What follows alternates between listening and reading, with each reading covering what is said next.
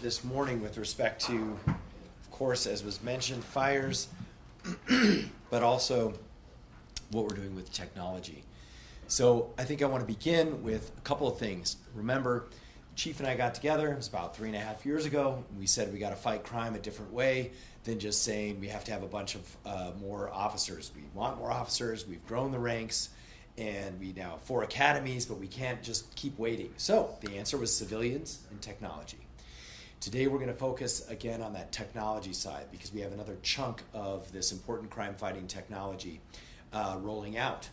And we also have repeatedly stated when people ask, where our crime stats are and so forth, we know, one, that crime had been at an all-time high, and now it is coming down. And we believe the reason why is because of civilians and because of technology. So we're doubling down on both of those efforts. And you see them play out here with respect to how we're trying to keep our open space areas free from forest fires and also invest in additional crime-fighting technology. So what we're showing here, excuse me, and this is a loop. So what you're going to see is how we're using drones to actually monitor the bosque. And so the city, with the help from the state, has invested in drones, a drone program that will now operate citywide. And part of that is also monitoring what's happening in the bosque. Now, this is especially important for a couple of reasons. Number one is they can obviously cover ground that officers and things can't. Some of them also have infrared technology, which is relatively common. Our helicopters also have this. But that's really important because we can use them at night, and we essentially can also see through a lot of the leaves in different situations where we can actually detect, a fire is going to show up on our infrared cameras. So this technology for us is something that we wish we would have had for a long time because it's extremely powerful for early detection of fires and also for pinpointing exact locations so we can GPS them with the drones and then send in folks obviously to extinguish the fire. So these are going to be operating this weekend, 4th of July, and this is going to be part of, in general, a broader program throughout the city. And so for us, this is in addition to things like ShotSpotter and license plate readers, other crime-fighting technologies that we know are helping bring crime down, and essentially are ways that free up officers to actually fight violent crime, or in this case, to accurately identify where a fire might be in a much faster way than line of sight or just relying on reports. So the other aspect of this is we are going to be using our partners at the National Guard. They are using, they're versed in how to monitor this from the Real-Time Crime Center. So this is an example, again, of the civilian side of that equation. In this case, folks from the National Guard who are going to be helping pilot and work with the video footage of these drones. So Chief's going to go into these in detail, but we want these to be really our eyes in the sky. They're also going to scan for smoke. And the last piece of this is they also work in conjunction with our actual heat detection sensors that we are piloting. Some of you heard about this. This is through our Parks and Rec division and our Environmental Health division. So we have heat sensors now on the bridge, central across the Rio Grande. And we just put another one on Rio Bravo. And literally, this is an hour ago, we put up that sensor and we detected a fire within 10 minutes. This has just happened an hour ago on Rio Bravo and the Bosque. And what we did is forward it to the county, and they were able to extinguish the fire and so forth. So that was county jurisdiction.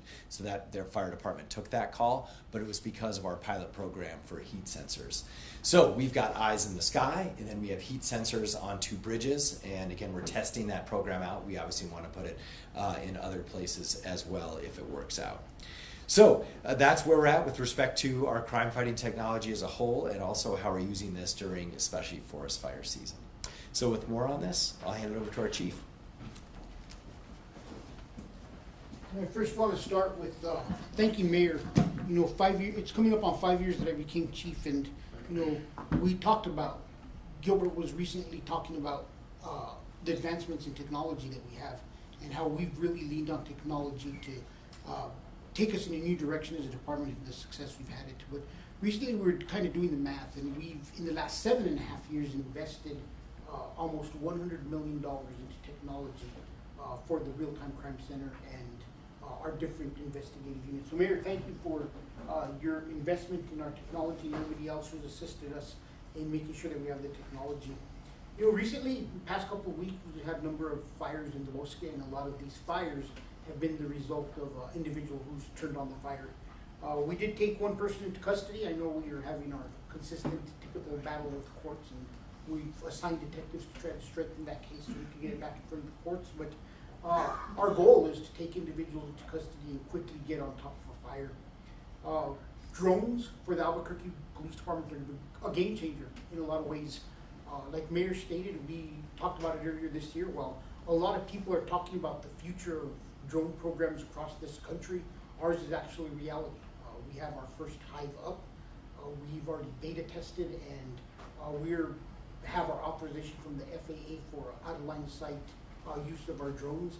And last week, when a lot of the incidents occurred in the Bosque, I was talking to some of the deputy chiefs and to Gilbert, and I said we should use drones to patrol the Bosque. It only makes sense. So what we're going to be doing is using our drones to assist in looking for fires, looking for suspicious people, looking for possible suspects in incidents where a fire does occur, but also using them as a deterrent so the public knows that there are drones that are patrolling the Bosque. It only makes sense, the layout of the Bosque, that you can't always get to all areas unless you actually physically get off on foot and walk through some of these wooded areas that the drone is going to be able to capture footage that we don't always get. As you can see here, has a lot of possibilities, and we quickly are able to look for suspects or look for activity. I think it's important that we remember fires impact the city greatly.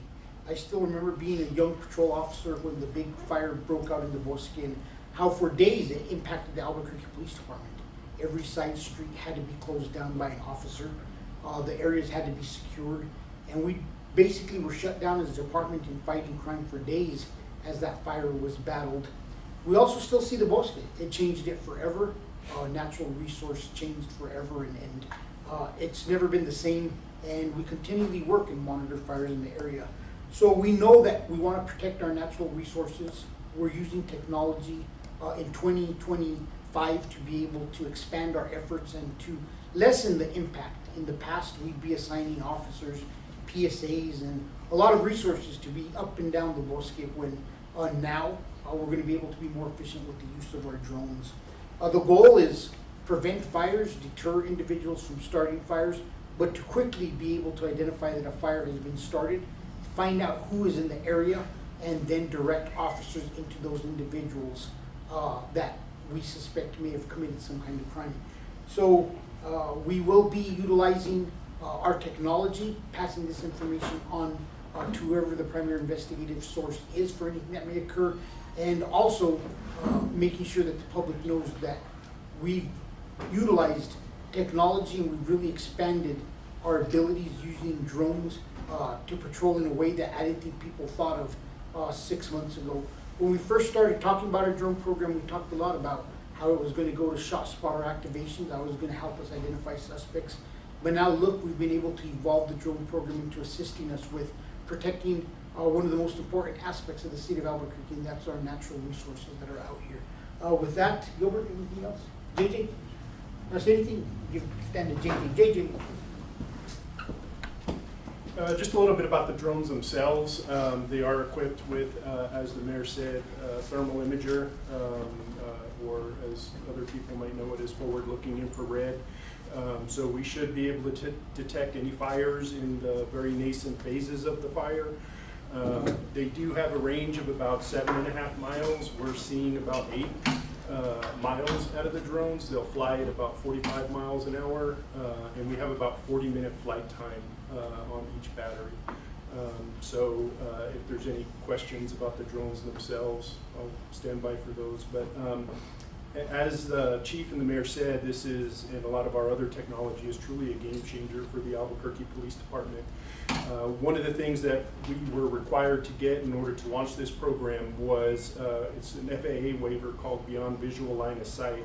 APD was one of the first departments in the country to get that waiver. So we're able to fly the drone from the real-time crime center or on site with a drone operator, for example, in the Bosque. But that beyond visual line of sight was a real achievement by the Albuquerque Police Department. Questions? And just to go down 13, you mentioned it would start going into effect, we should start using it this 4th of July. Will it interfere with like fireworks and all of that as well? And is that a concern at all with people throwing up fireworks and these drones flying around citywide? No, it's not. But it is something we'd be enforcing. There should be no fireworks in the Bosque. So if somebody was using fireworks there, it would be a concern for us to investigate. How exactly are you guys planning on like utilizing this? I mean, the Bosque is really big. Are you just going to use a drone to patrol the whole Bosque or just certain areas, or how is that going to work? It's going to have to be broken into certain areas, and it's going to be a combination of individuals on the ground launching it and flying it, and people from the real-time crime center. So there'll be a balanced approach. They'll have a pattern that they fly through it. But as Deputy Chief Griego stated, they have an 8-mile range. So if you figure that's basically from Alameda almost down past Central. I think Alameda to Central is somewhere near 7 miles. So we're 1 mile past it. So from a fixed location, they could pause from a fixed position in the north. If they're at the northernmost part of the city, they could almost cover all the bosque that falls within the city. So when they centralize somewhere in the middle part, they're going to probably be able to cover the entire bosque. But just to make it a little bit more clear, is it going to be deployed once you guys get a call about a fire, or it's just before? No, they're going to be proactively patrolling the bosque. We also have the helicopters out there and the boats and patrols, so there's a lot more than that. So when you guys say drones, are you planning on having multiple drones flying at the same time? Or are you planning on circulating drones to keep one active? Or are you going to have like multiple? It makes more sense for us to have circulating drones than just multiple drones out there at the same time because of battery life. So we're probably going to have one drone, but like Deputy Griego said, they can go up to 45 miles an hour, and if you kind of use that as a rule of thumb, within 5 minutes from a central part, they could be at both extremes of the bosque. Okay, so just to be clear, it sounds like you're going to have one singular drone proactively circling and patrolling and coming down to charge, maybe change out batteries, but it'll be actively patrolling. Is that Yes. correct? Okay.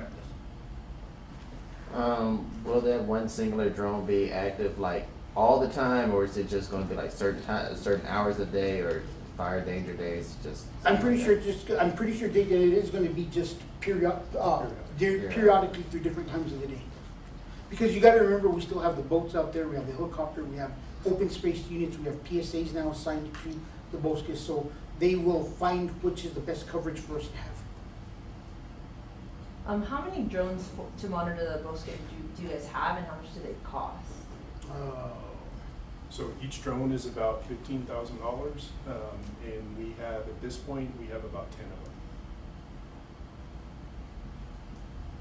of them. If you guys see anything like a campsite, are you guys gonna go educate them about not having a fire and other dangerous things that could cause a fire in the bosque? Yeah, if they see a campsite, obviously we'll go above that. We'll send resources through other city providers also to make sure to see if we can't these individuals housed or get them out of the bosque from the illegal camping. But we typically don't see fires in the summer. It's an issue we see with a lot of the unhoused during the course of the winter. But we generally, as a rule, in the summer months, don't see as many fires unless it's an extremely cold night. But yes, if they do run across something that is unrelated to the fire that needs to be dispatched, that's exactly what we do, is just have officers go out there. Can you elaborate again a little bit about the fire that you mentioned happened this morning and where exactly that was? No, so we just ran into someone on their way over, and they were setting up the sensors and told Mayor that they had just spotted one. So BCFD went out and responded. So yeah, they might be the best agency to reach out to. Have details on this. And that was like the sensor where that you said detected that? It was Rio Bravo and The river. And the river, yeah. Rio that's Bravo and where the river area. They were working on setting up those devices that Mayor was talking about, and they spotted one while they were out there, the technicians.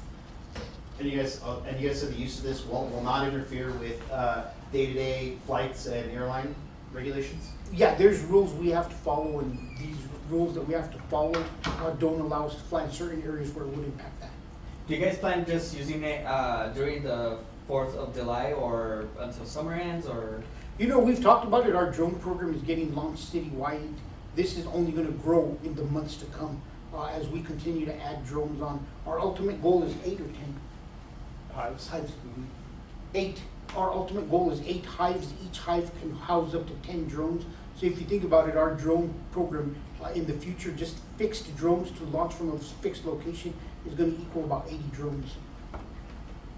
Any other questions? Yes, Mark.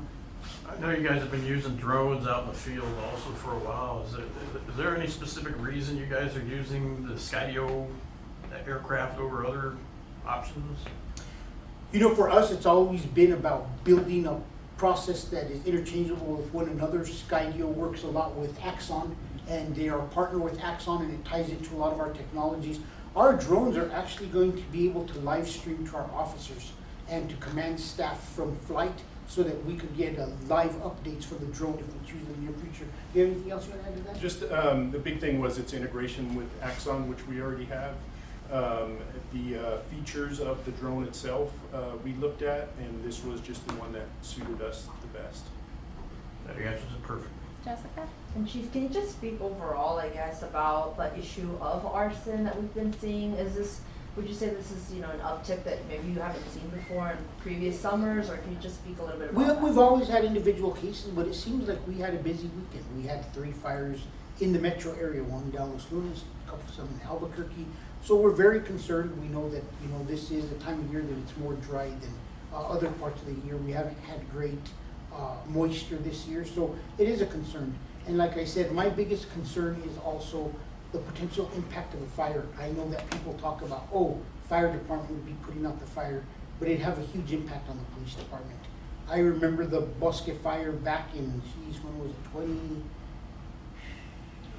2001, 2002, and I remember the amount of time we spent blocking streets leading to the Bosque for fire, and it took every resource we had, and we had a command post set up at the Home Depot at Coyle and Coors, and with just a massive amount of police resources were used. So we want to be proactive and prevent a fire like that breaking out again, because our #1 goal is to continue to fight crime. We want officers out there taking people into custody, stopping drug dealing, responding to emergency calls for service, and us not be stuck in a position where we're working so much as a support for a fire that's working out in the Bosque.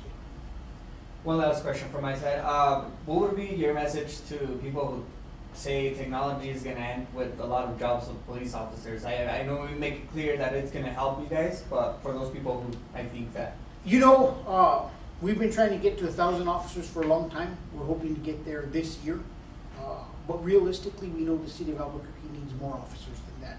But we also recognize that it's not just doing a function, it's doing functions that a regular officer couldn't do. We would need 20 officers positioned in the Bosque to be able to see what we could get from a drone in 5 minutes on both sides of the river. Drones have the ability from their height to gather video evidence, which helps us prosecute cases.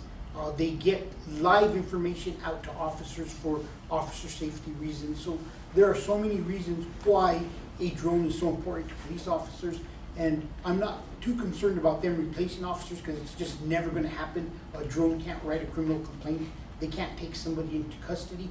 It's just an additional tool to help our officers become more efficient. And not to go too much longer on it, but can you talk again about the range of these drones from the hive? And is there a possibility that these drones can be used for other fires farther in Albuquerque? So the advertised range for the Skydio X10 is 7.5 miles. That is contingent on EMI, or electromagnetic interference. Depending on where we're at, it may increase or decrease the range, but on average, we're seeing about 8 miles of range on the device. And I want to go back to your other question about aircraft. All of our drone pilots are Part 107 certified by the FAA. The drone is equipped with anti-collision technology as well as ADS-B, so that allows us to be able to deconflict with aircraft. Perfect safety. And so on that note, the 7-mile radius, is there a specific range where it's going to operate from? Is the hub set, or is that hub able to transport as well? So the hub, the hive itself Yes. is actually It's stationary, it's pretty heavy, it weighs like 300 pounds. But it is movable should we decide that the location it's at is not really working for us. We can move that hive to a different location. Any other questions?